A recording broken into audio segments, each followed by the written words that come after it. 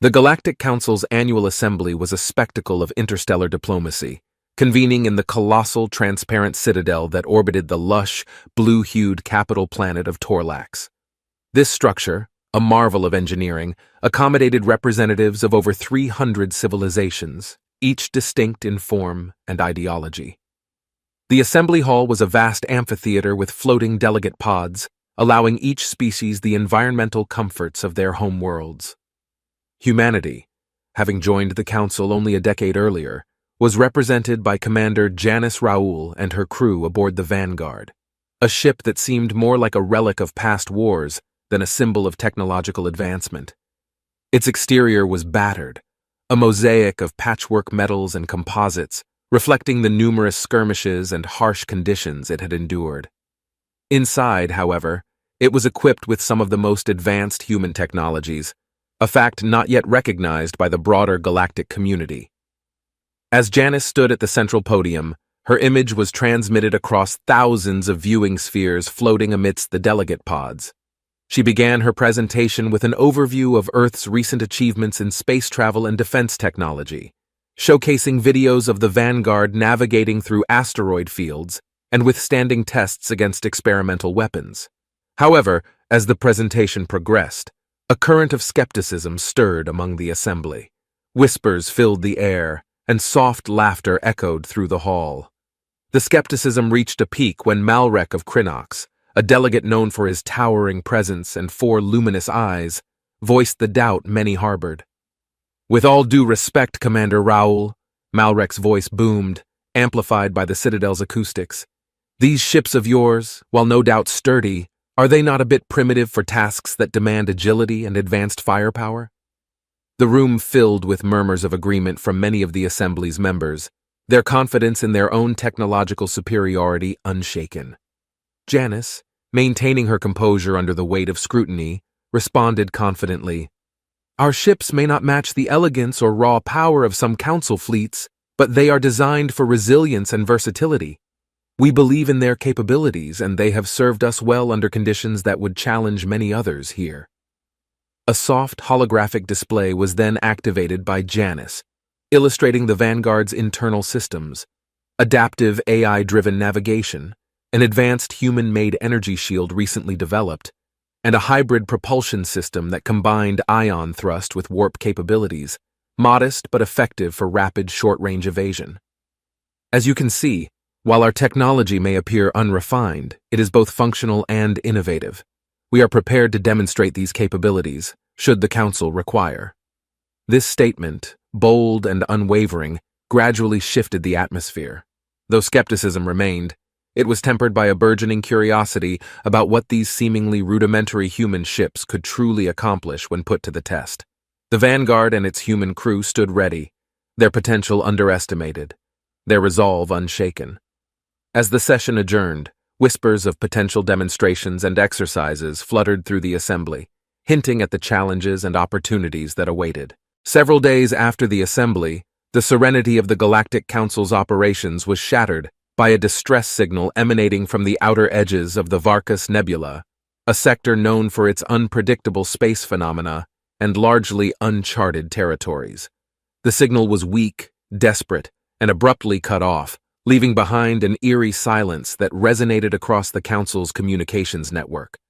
The Council, uneasy and alert to potential threats in such a volatile region, mobilized a response fleet comprising some of the most advanced and agile ships from the civilizations that had laughed at the Vanguard.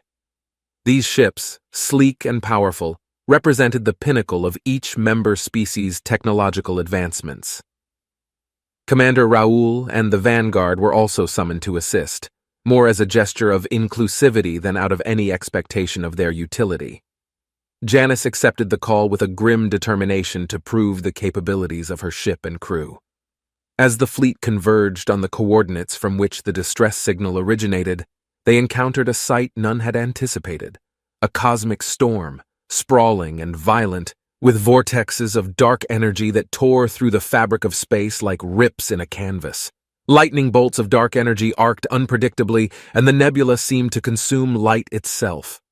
One by one, ships from the Council fleet began to disappear. These powerful vessels, designed for flexibility and equipped with the latest defense mechanisms, were swallowed by spatial distortions before they could even maneuver away. Panic spread through the fleet as more ships vanished, their distress signals blinking out as suddenly as they had appeared. Amidst this chaos, the Vanguard, shielded by its experimental energy barrier, remained virtually untouched. The shield, a product of human ingenuity and stubborn persistence in technology often deemed secondary by other civilizations, flickered with each strike of dark energy, but held firm. Realizing they were the only ship left capable of maneuvering through the storm, Janice made a decisive call to her crew. Prepare to move deeper into the storm, activate all sensors, rescue any survivors, and gather data on these distortions. Navigating carefully through the maelstrom, the Vanguard employed its hybrid propulsion system to dodge the larger energy vortexes. Its external monitors and scanners worked overtime, tracing the last known positions of the vanished ships and searching for life pods ejected in desperation. What followed was a high-stakes rescue operation as the Vanguard darted from one set of coordinates to another, the crew deploying their small but robust auxiliary craft to recover escape pods containing frightened but grateful alien delegates and crew members. As each group was brought aboard the human ship, their awe and relief were palpable. They were alive thanks to the very technology they had mocked, operated by a crew whose competence and courage were now beyond doubt. As the Vanguard continued its rescue operation within the chaotic maelstrom of the Varkas Nebula, Commander Janice Raoul maneuvered the ship with a precision that defied its rugged exterior. Each move was calculated, leveraging the ship's advanced navigation AI, which was designed for exactly these types of high-risk environments. Inside the ship, the atmosphere was tense but controlled.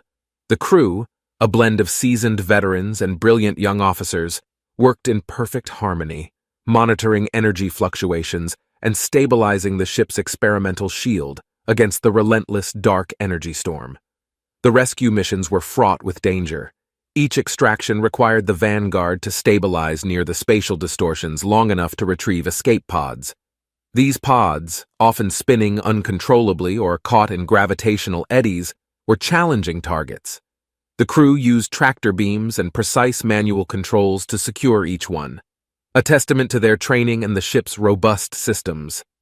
Among those rescued were delegates and engineers from various civilizations, including Malrek from Krynox, who had openly doubted the capabilities of the Vanguard at the Galactic Council. As he was brought aboard, his 4 eyes wide with a mix of shock and relief, he could only nod in gratitude to Janice, his earlier condescension replaced by a silent acknowledgement of his misjudgment. "We need to set up a triage center," Janice instructed her medical team as more survivors came aboard. "Every second counts, and we must ensure everyone receives immediate care." The medical bay of the Vanguard was soon bustling with activity. Alien species with varying anatomies and physiological needs were treated with equipment and procedures adapted on the fly.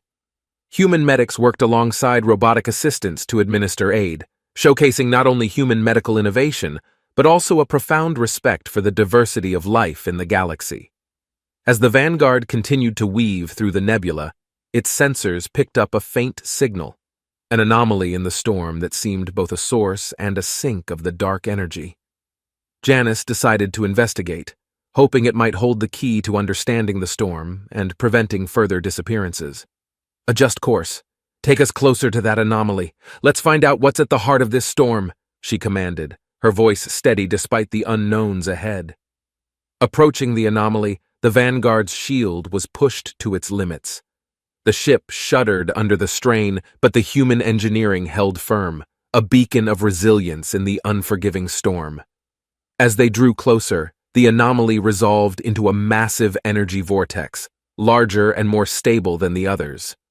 Janice and her crew realized it could be a natural warp gate or a dimensional rift, a discovery that could revolutionize space travel if understood and harnessed. Using a combination of probes and remote sensors, the Vanguard began to collect data on the vortex. The information they gathered would be crucial not only for navigating the nebula, but potentially for advancing the technology of the entire Galactic Council. Throughout the ordeal, Janice's leadership and the crew's execution were flawless, turning a dire rescue mission into an opportunity for groundbreaking scientific discovery.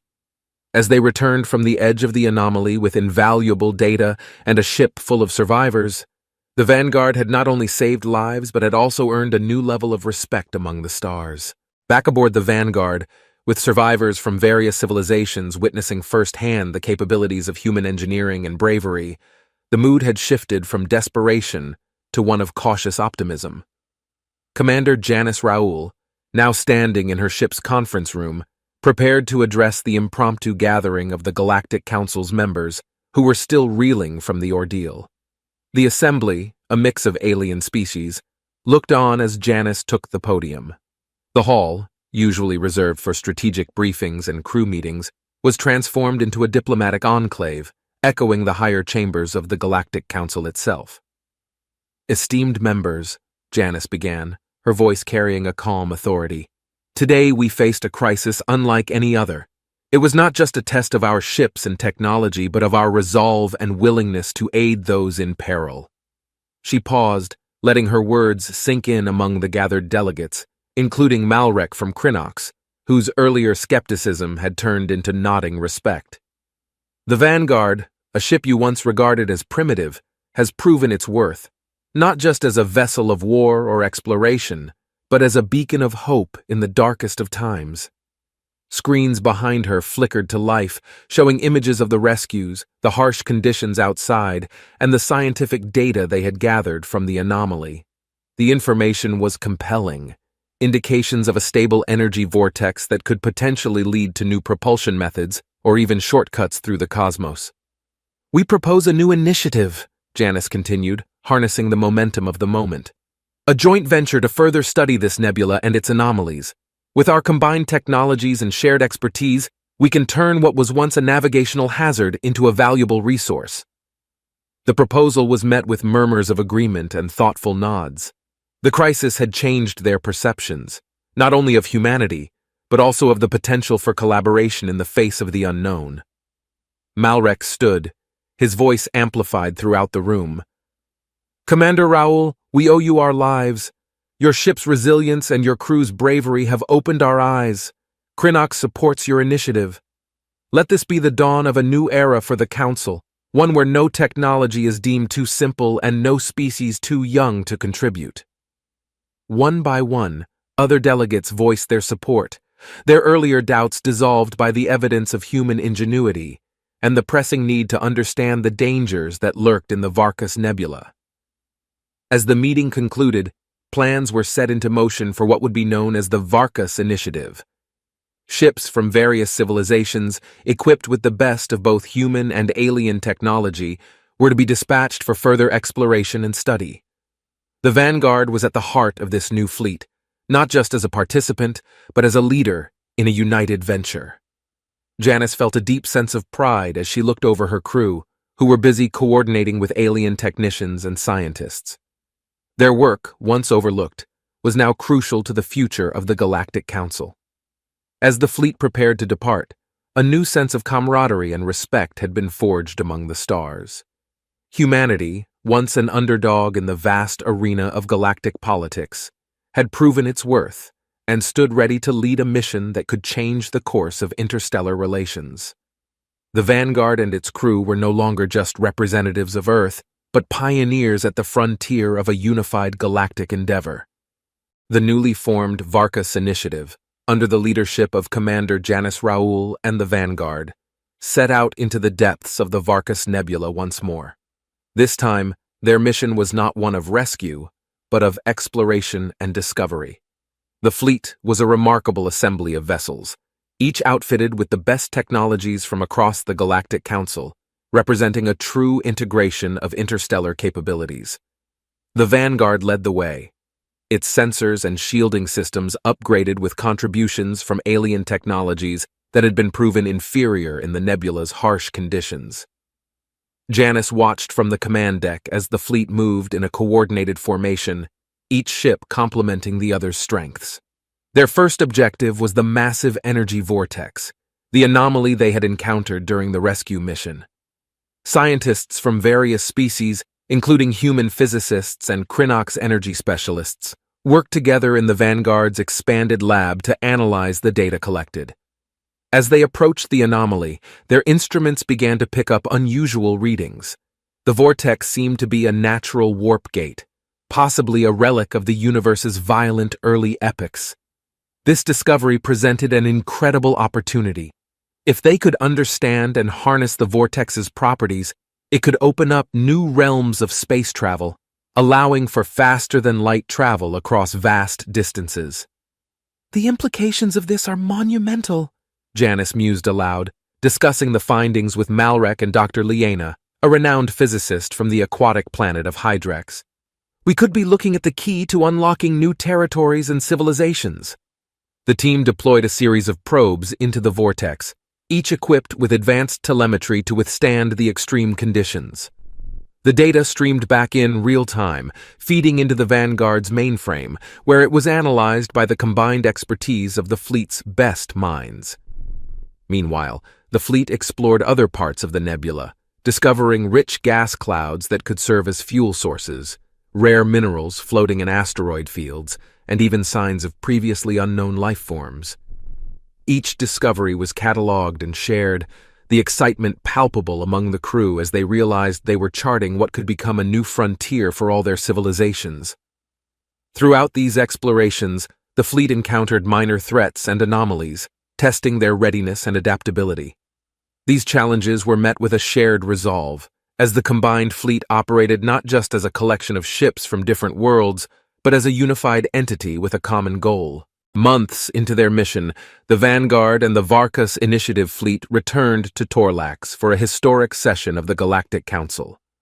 The hall that had once echoed with laughter at the simplicity of human ships was now filled with applause and admiration for the bravery and ingenuity of the Vanguard's crew and the success of their joint mission. Commander Raoul, once more at the podium, shared the incredible findings from the nebula. The potential of the warp gate was just the beginning. The minerals, gases, and biological samples collected promised new resources, medicines, and technologies. Let this mission stand as a testament to what we can achieve when we work together, respecting each other's strengths and learning from our differences, Janice proclaimed, her words resonating with a council that had grown in diversity and unity. Malrek, now a vocal supporter of the human-led initiative, stood and addressed the assembly. The Vanguard's journey through the Varkas Nebula has not just opened new paths through space, but has also paved new roads between our cultures. We are indebted to Commander Raoul and her crew for leading us into this new era. The Council unanimously passed resolutions to continue the Varkas initiative, with plans to establish permanent research stations within the nebula and to continue the collaborative efforts that had proven so fruitful. As the assembly concluded, the fleet of mixed technology ships, led by the Vanguard, prepared to venture out once again. They were not just explorers or scientists. They were pioneers of a united galaxy, moving forward with a shared vision of peace, exploration, and mutual respect. The nebula, once a symbol of fear and mystery, was now a beacon of hope, a vast expanse where the combined might and mind of the Galactic Council could delve into the secrets of the universe together.